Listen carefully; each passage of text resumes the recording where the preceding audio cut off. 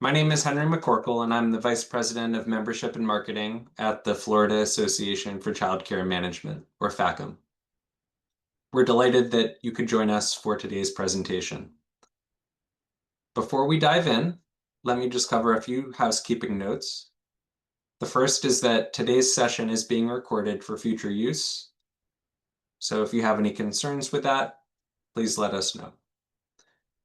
This is a webinar format, so as an attendee, you'll remain unseen and unheard by others on the call. If you have a question, we encourage you to type that into the chat or the Q&A, which you can access at the bottom of your screen. We will have some dedicated time for Q&A later on in the presentation, and we look forward to addressing as many questions as possible at that time. With that covered, it's my pleasure to introduce our presenter today, Andrew Massie from Plastridge Insurance. Andrew is a school and child care facility insurance specialist, born and raised in Palm Beach County. He's a chartered property and casualty underwriter, a board member with the Palm Beach County Early Learning Coalition, and has been a great partner with FACM for many years. Andrew, we're honored to have you with us today. And with that, I'll hand it over to you. Thanks, Henry. I appreciate it.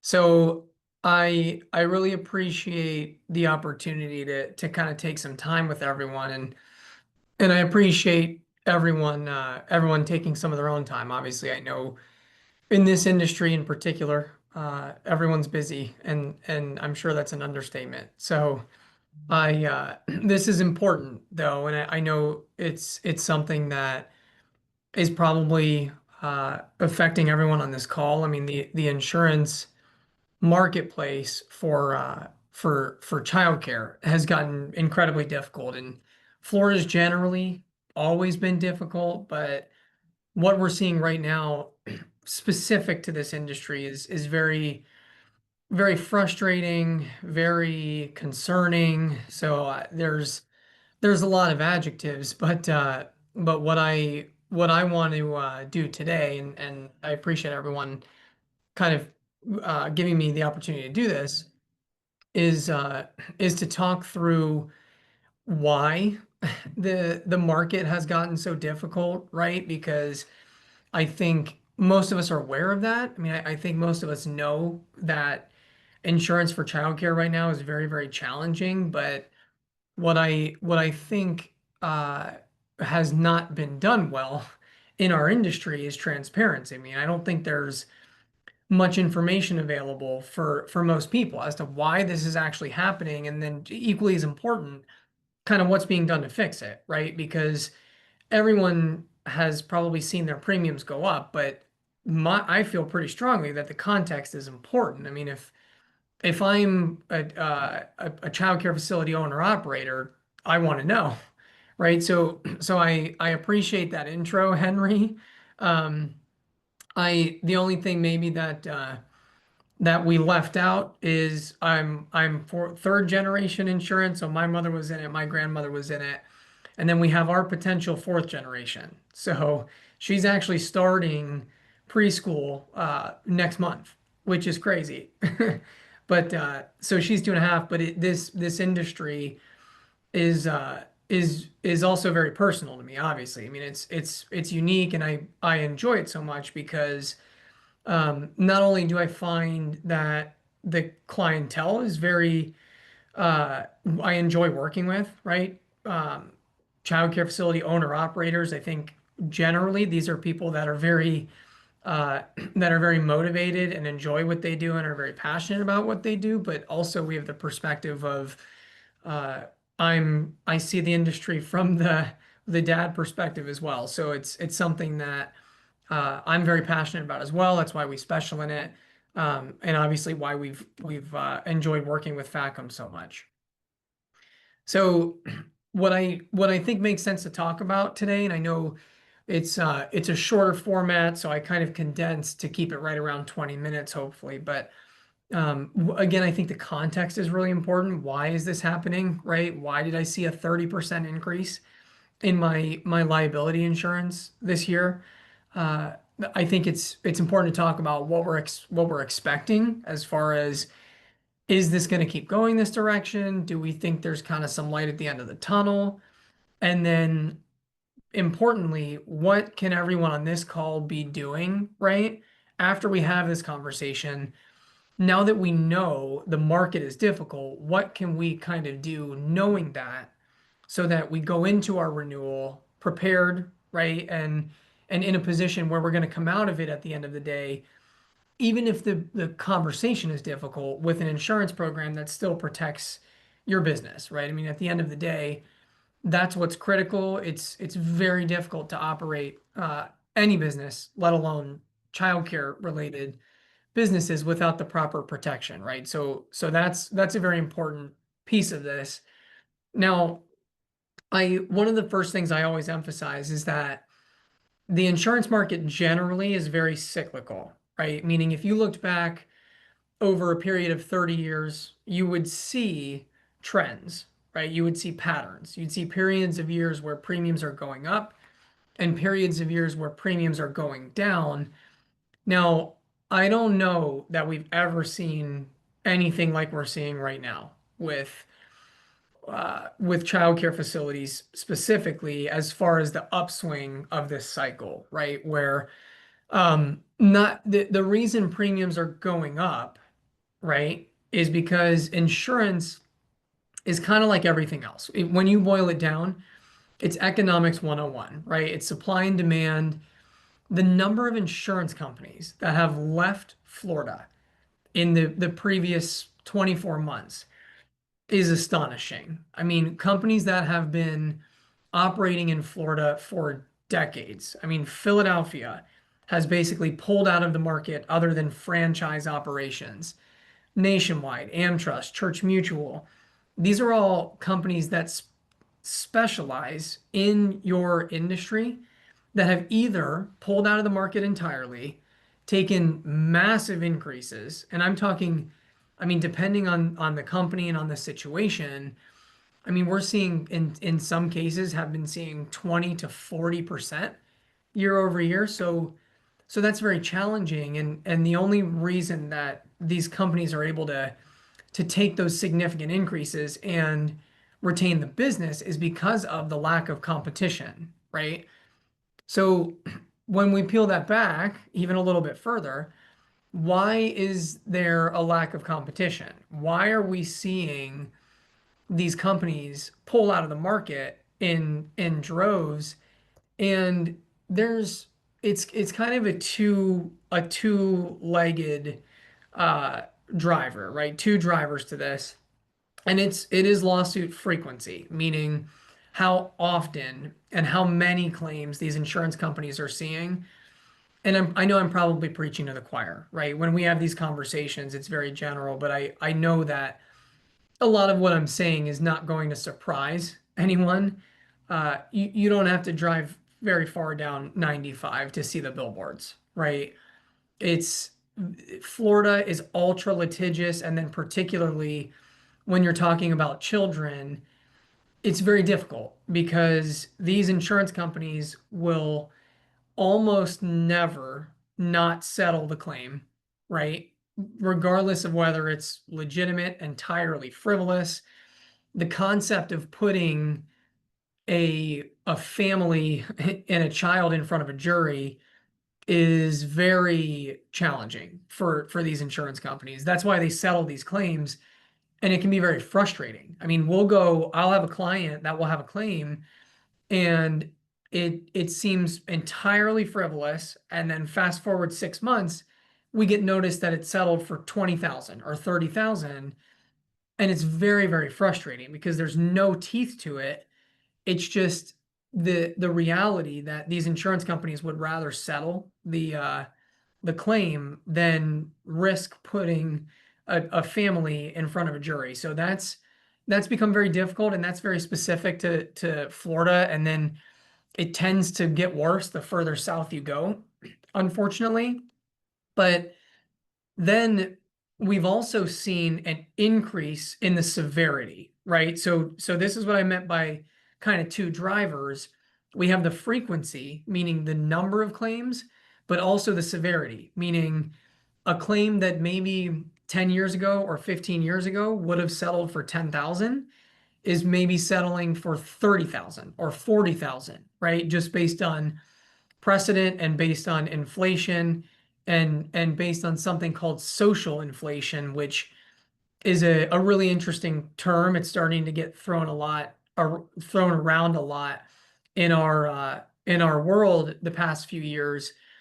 And the term inflation basically summarizes this concept that these verdicts are becoming more and more significant based on precedent and based on social pressure for higher awards, right? So, and again, this is something that tends to magnify when we talk about children, right?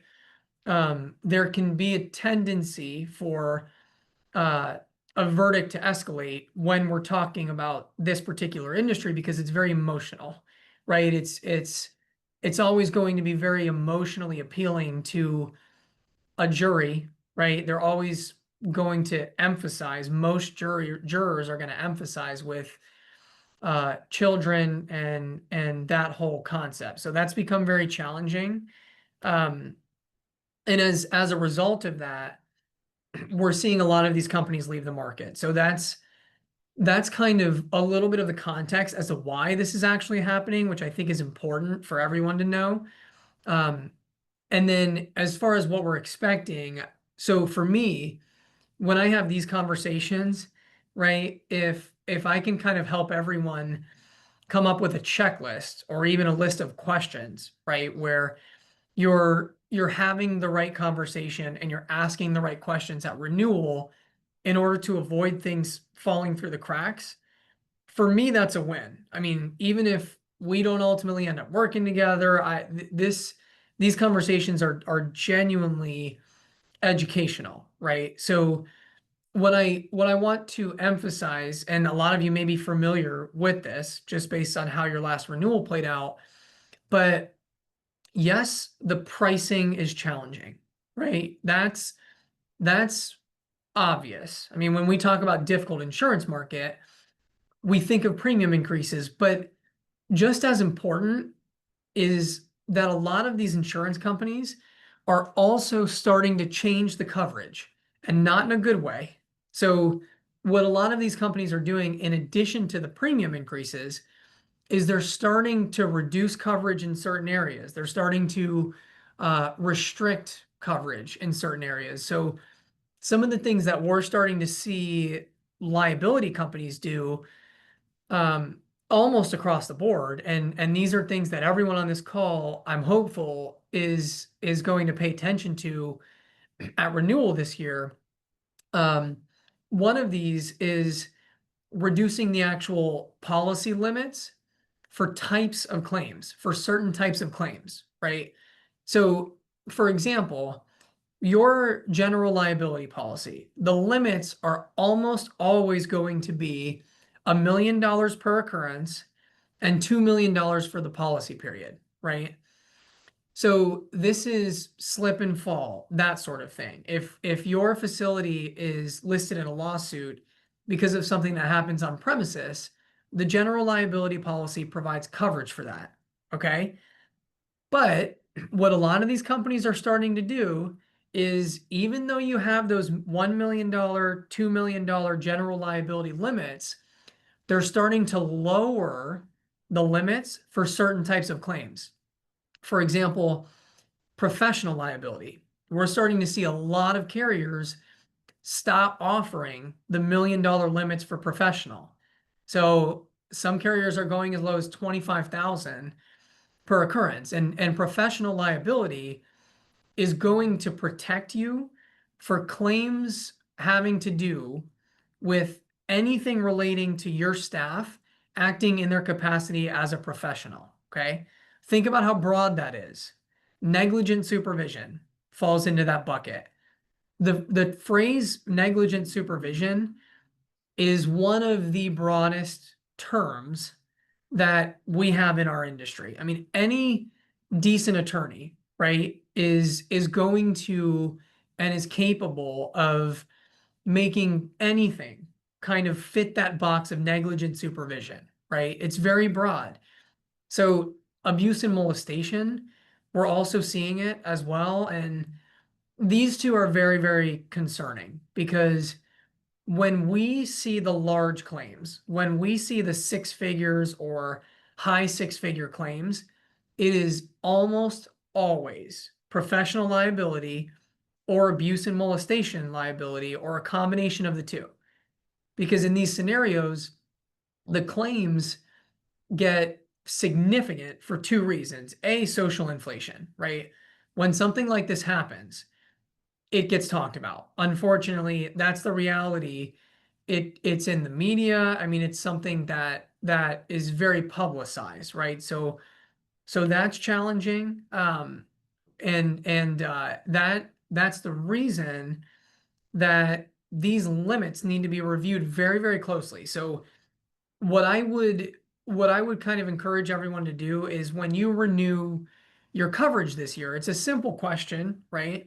Make sure you're asking your agent when you renew, do do we have the full policy limits, 1 million, 2 million for all types of losses? And if not, what are our other limits, right? So there's not necessarily these conversations are always pros and cons, right? We have numerous clients that don't maintain full $1 million limits, maybe specifically for abuse and molestation, or but it's something that has to be calculated, and it's something that you certainly have to be aware of before before you're looking at a claim, right? I mean, that's the critical part of this conversation is helping everyone hopefully catch this stuff before you're finding out about it while you're dealing with a claim.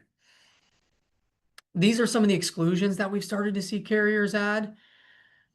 I mean, this is every time I look at this slide, it kind of gets me fired up because it's ridiculous. I mean, and obviously I'm in the insurance industry, and Henry and a lot of the FACM team has probably heard me say this. Yeah, I'm in the industry, but I definitely don't like everything about it. And what these companies are starting to do as far as limiting coverage for this industry is egregious. I mean, these are all real exclusions that I just put that are on this slide that carriers are starting to add. I mean, playground equipment, total exclusion for playground equipment. I honestly, I'd say 90% of the claims that we get involve a playground. So oxygen deprivation, elopement, meaning a child exits the premises unsupervised. I mean, motorized vehicles, inflatables, assault and battery, animals, firearms. It's this is very, very challenging, and it makes the insurance conversation much more complicated. And I get that because you're going to have a much more thoughtful conversation now when you're renewing your coverage. But I would definitely encourage everyone when you renew, ask your agent and keep it simple, right? Keep it broad. Do we have any exclusions this year that we didn't have last year, right? If you do, you need to know about them, right? So that you can either adjust your operations accordingly, or if there's alternative options out there that might cost more, I feel pretty strongly you should still be seeing that option, right? I think every single option that's available should be on the table, particularly in a market where we're starting to see carriers play games like this, so that you're making a fully informed decision every year. Man, this is another change that gets me fired up. This is something we've probably seen in the past 12 months. And this may be very familiar to some of you. And we've seen the liability premium for childcare facilities double because of this in some cases. Historically, the way that insurance companies determine your premium is based on your average daily attendance, right? So basically on a daily basis, how many children are on premises? Because that's the risk, right? If you have more kids there, someone is more likely to get hurt. That's very logical. So carriers have generally determined the premium based on that. the past 12 months, these carriers in this market, a lot of them have started to shift. And instead of determining the premium based on average daily attendance, they're doing it based on licensed capacity, which is nonsense.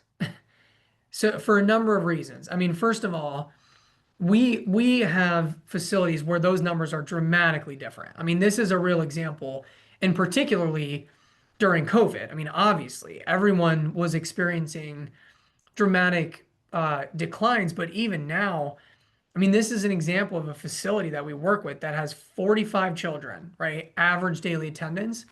They're licensed for 287. It's a dramatic difference, right? So if you're talking about an insurance company, the difference here, right? For easy math, let's say if they're charging $100 per child, the difference in how they're determining this premium, whether it's average daily attendance or license capacity, is the difference between a premium of $4,500 or $28,000. So it's amazingly different, and it's very frustrating because determining a premium based on license capacity is literally utter nonsense. That is not the risk, right? The risk for your business is not your license capacity.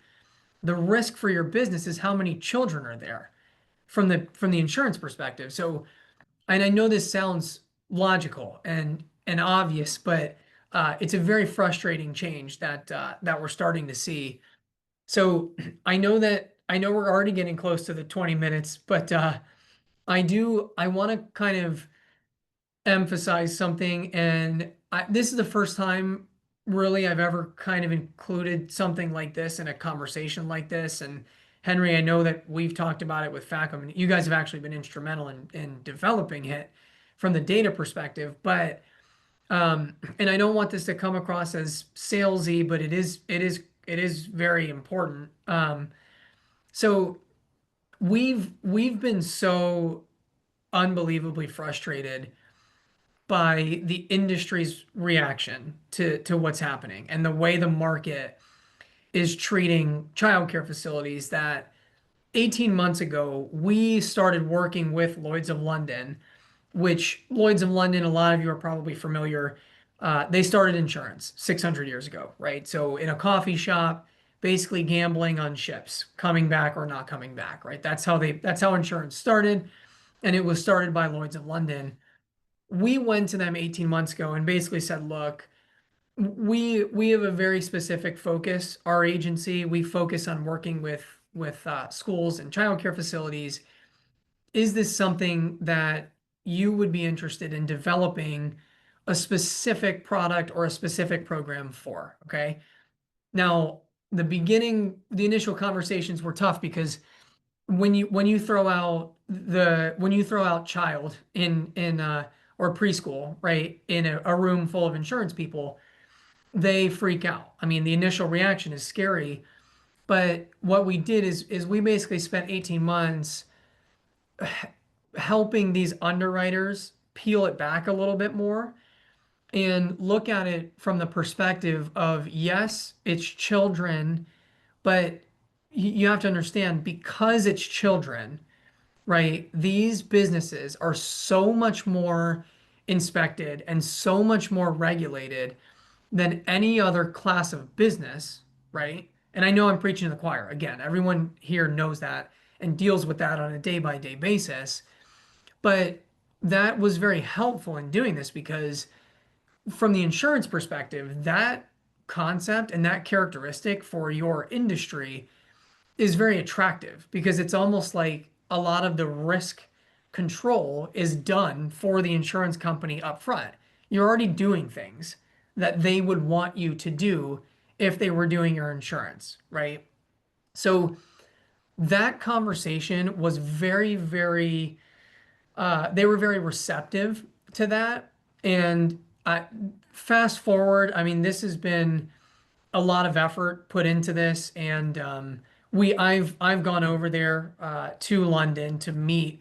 This is actually the Lloyd's of London building which is very unique, obviously. All of the infrastructure is on the outside of the building. And the first floor of this building is like the stock exchange. It's crazy, but so we basically worked with them in putting a program together that is literally very specific and literally is going to do nothing other than childcare facility liability. So general liability, professional liability, abuse. It's our program. I mean, it's literally a Plastridge product. So we developed it with Lloyd's of London, but it is exclusive to our agency. And I don't want it to sound salesy, but the reason I emphasize it is because it includes none of the stuff that we just talked about. I mean, that stuff for me was all deal breakers from the start. So it's a program that's much more logical and sensical. It doesn't exclude critical coverages, right? That for exposures that you guys face on a day-to-day basis. It determines the premium logically. It's based on average daily attendance and the data that we've used, and this is why I said FACM's been amazingly helpful, is because we got a lot of data from you guys, and I know um, as far as accreditation and everything that everyone has to go through, right, to be Apple accredited, and that piece of it, that contribution was very helpful because it demonstrates how much uh, childcare facility owner operators are doing on a day-to-day basis that differentiates this business from other businesses. So, I mean, all of that has been factored in. I mean, even to the point where, so the program is for preschools generally, right? But for childcare facilities that are actually Apple accredited, the underwriters are looking at those more favorably because we've been able to demonstrate what that means from the perspective of all the additional hurdles and everything that's had to be accomplished to get to that. So that Apple accreditation is actually leading to a more competitive rate in the program. So that's something that kind of legacy carriers never took into account. So I know that's a lot of information. I know we're a little bit over, but what I would encourage everyone to do, right? Regardless of the agent that you're working with, I think it's very important to have these conversations early. And by the way, when I say early, I don't, I always emphasize, I don't necessarily mean maybe we meet 2 weeks early instead of 10 days to do our renewal this year. I think it's important to start the insurance conversation months in advance because if you are in a position where your current carrier is non-renewing, or if you have claims, this is all these are all things that can be discussed with your agent well in advance. And I think you need to know, if you're going to go from, if it looks like you're going to maybe go from a carrier that's rating based on average daily attendance to license capacity, depending on your operation, that can be very meaningful, right? So having that conversation early will at least position you to plan accordingly and give you time to try and avoid that, right? As opposed to getting this sprung on you last minute. So I know that's a very general concept, but if uh if everyone took one thing away from our conversation, I mean, I honestly and genuinely, it would probably be to have these conversations early and get as much transparency out of your insurance agent as you possibly can. So I know that's a lot of information condensed into 20 minutes. So Henry, I don't know, do we want to go ahead and open it up to questions, or did you have anything specific you wanted me to make sure that I touch on or anything? Yes, well, first of all, Andrew, thank you for that wonderful presentation, and congratulations to you and your team for putting together this new program. I know it's been a lot of work, and um, I know that the centers that we serve here at FACM are really going to benefit from it. So it's wonderful for you to be able to to speak to everyone today and share the good news about that program. Um, and we've sent out a flyer on a couple of occasions about this program to those in attendance today. But we'll make sure to send that out again after the presentation, so anyone that is interested in learning more can reach out. But at this point, yes, why don't we transition into Q&A? And while folks have a couple of minutes to type questions in, I actually have a question or two myself just Sure. to get us started here. Um, so you showed a couple of great tips during the presentation as far as the insurance renewal process. You talked about, planning months in advance rather than just a few weeks in advance. You talked about, asking the important question, do we have the full policy limits for all types of losses? Those are two fantastic recommendations. Do you have any others that our centers should be keeping in mind as they approach that insurance renewal process?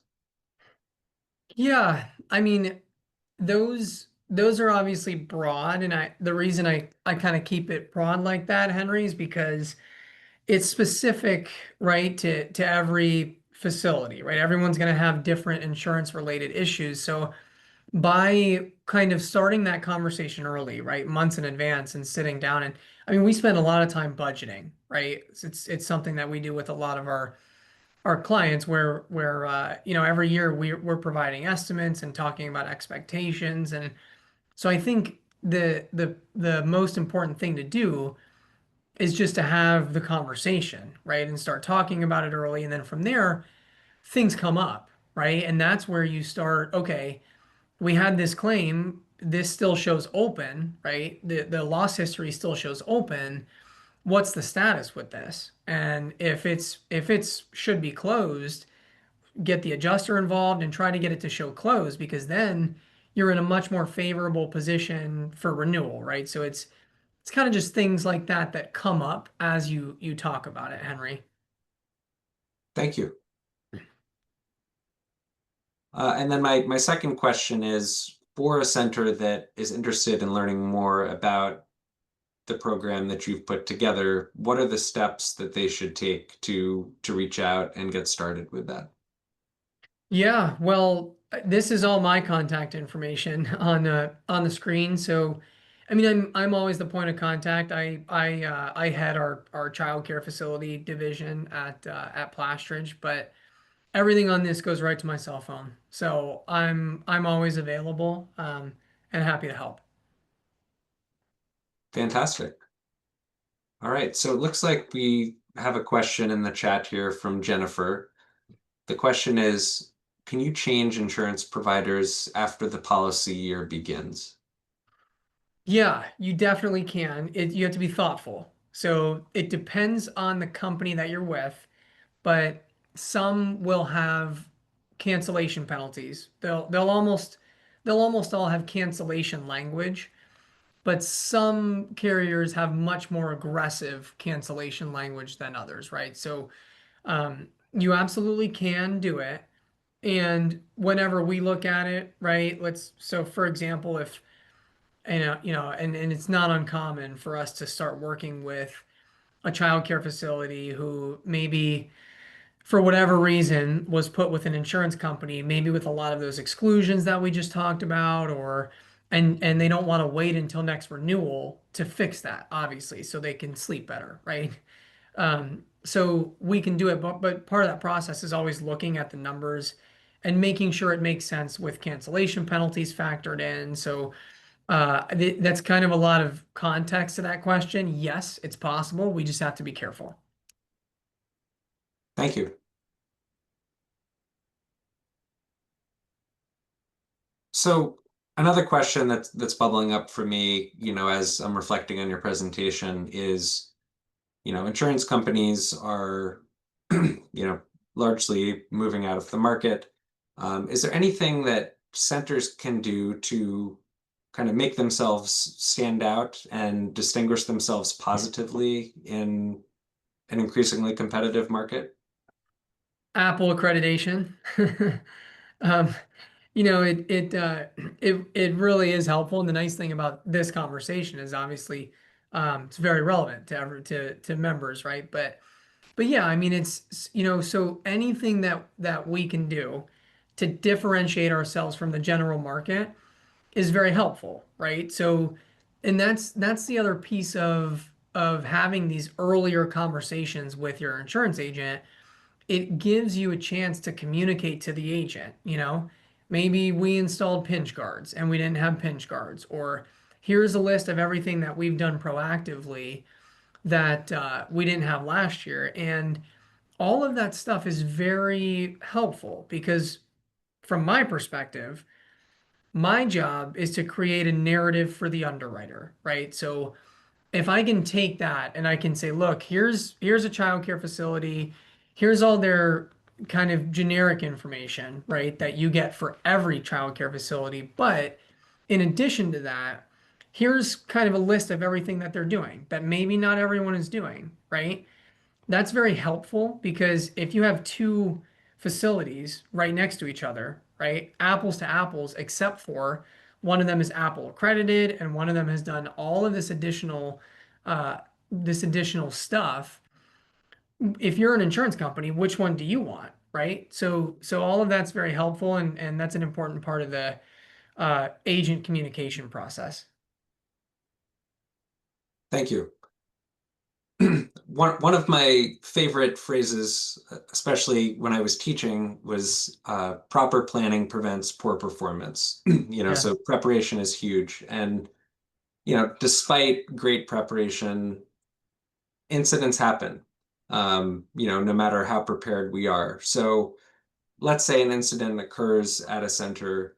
Um, what can they do to, best protect themselves in the event that something unexpected occurs? Yeah.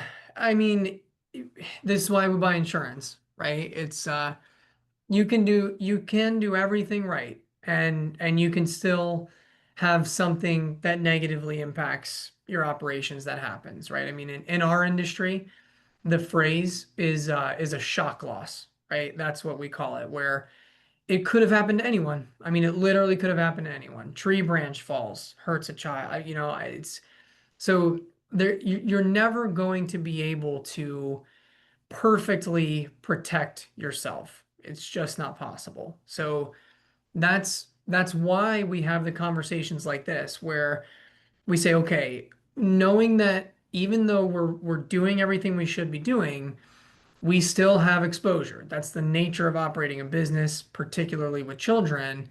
How can we make sure that we're properly protected? And that's where the do we have the full limits, right, for all different types of claims comes into play. I mean, that's where the proactive insurance conversations come up, Henry. So you can never eliminate exposure entirely, right? But that's kind of how you manage it. Thank you. All right, well, we'll give everyone another few seconds in case any other questions arise. But while we are sort of wrapping up the Q&A, are there any final words of wisdom or suggestions that you would offer our attendees today? Just reflecting on this presentation. I mean, you guys are the heroes, basically. It's one of those things where this this industry, because I'm passionate about it. There's kind of there's some pros and cons to that, right? I mean, because it's also been very challenging the past 3 years. I mean, these conversations where premiums are going up significantly, I do not enjoy them. I mean, particularly because I'm familiar with uh, childcare operations more broadly than just insurance. I mean, I know it's not just insurance, right? I know there's so many other things that are making it difficult to operate a childcare facility efficiently right now. So, I mean, I'd say stick with it. Like I said, insurance is very cyclical. This is not going to continue forever. So for now, it's kind of prepare accordingly, do everything we can to kind of get our arms around it, knowing that it's going to be potentially a more difficult renewal, and it will. The light at the end of the tunnel is a thing. I like to say we're starting to approach it because of this program that we've created, and but stick with it. We need you. It does look like we have another question here from Gerald. The question is, what lines does Plastridge/Lloyd's sell? So this specific program is general liability, professional liability, and abuse and molestation. The idea pretty quickly, hopefully, is going to be to expand to umbrella coverage as well, and maybe property coverage in the future. But for now, it's general liability, professional liability, abuse and molestation. Thank you. All right. Well, I think we've tapped out of our questions here. Obviously, if another one trickles in, we'll make sure that you're able to answer that. But Andrew, I just want to say, thank you again for joining us today and spending some time with our members and for this insightful presentation. We're incredibly grateful to you for your time and your expertise. Before we wrap up, I do just want to mention one more event that FACM has coming up. And I'll go ahead and pull that up on my screen here. So as many of you know, we recently moved office spaces, and we're going to be hosting an in-person open house on Wednesday, August 20th from noon to 2 p.m. And we'd love to welcome you all to our new space at that time, connect in person, and hear what's on your mind. We're going to have delicious food from local vendors. The event is free, including the food. The only thing that we ask is that you register in advance. So on the screen, there's a QR code which you can scan if you're interested in attending, and that will register you. And at that point, you'll be all set, and we'll see you on the 20th. You can certainly reach out to me if you have any other questions about that open house event. I have my contact info up on the screen here, as well as Andrew's, if you have additional insurance questions for him. With that, just want to thank everybody for being here today, and hope you have a great rest of your afternoon. Thanks, Henry. Thanks, everyone. All right.